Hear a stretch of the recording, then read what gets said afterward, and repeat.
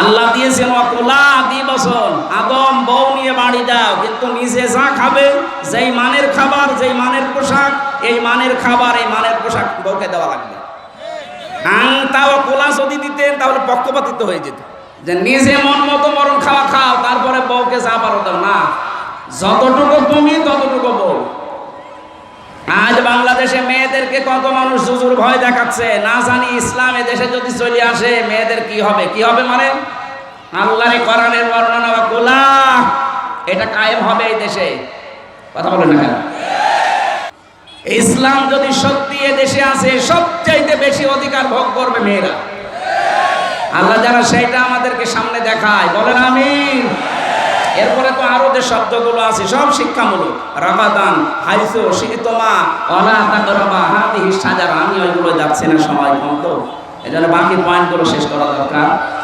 সম্মানিত মা বোনেরা যারা এসেছেন, আপনারা আকর্ষণীয়, লোভনীয়, আপনারা সুশোভিত, এই বিষয়গুলো আল্লাহ আপনাদেরকে দিয়েছেন। এজন্য 4টা বিষয় দুনিয়ায় মেনে চলা লাগবে।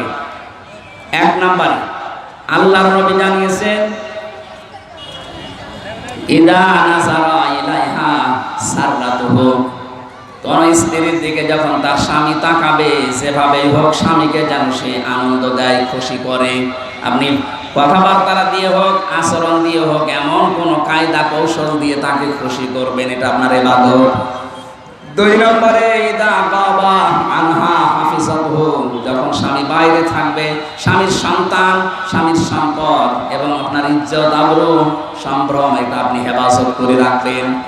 3 নম্বরে আতুইনু আলা দীনি যাওজাতিহা, আপনার স্বামীকে দিন কায়েমের জন্য, দিন ইসলামের উপরে চলার জন্য, দিনের দাওয়াতের জন্য তাকে সাহায্য করবেন। আপনি বাড়ি বসে বসে ওই সওয়াব পাবেন যদি আপনার স্বামী দিনের জন্য বাইরে কাজ করে। বলেন সুবহানাল্লাহ। আল্লাহ বাংলার মা বোনদেরকে এই হাদিসটা 100 ভাগ মেনে চলা খাদিজার মতো তৌফিক দেন। বলেন আমিন। নবীজি বলেন, আমি যতদিন বাইরে থেকে এসেছি দিনের দাওয়াত দিয়ে, কোনদিন আমার খাদিজাকে বিছানায় পেট লাগিয়ে ঘুমাতে দেখিনি।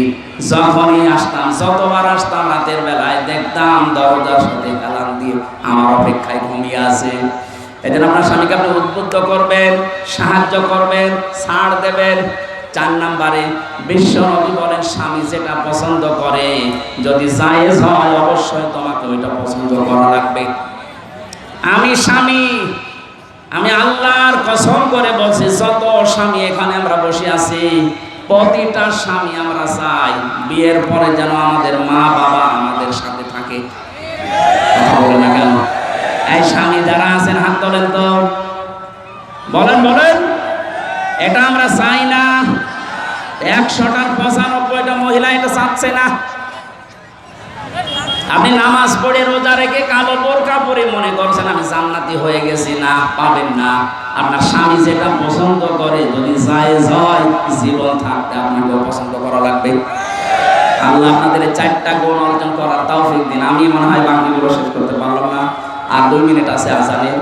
আজকের মতো শেষ করছি। এরপরে মাহফিল আরো কয়েকটা নেওয়া আছে, একটা সাউদিয়া, একটা মিরপুরে, তরুরহাটে আছে, ডাঙ্গাপাড়ায় আছে। আমি সাবজেক্ট আকারে কথা বলবো ইনশাআল্লাহ। আল্লাহুম্মা আমিন। লা ইলাহা ইল্লা আনতা সুবহানাকা ইন্নী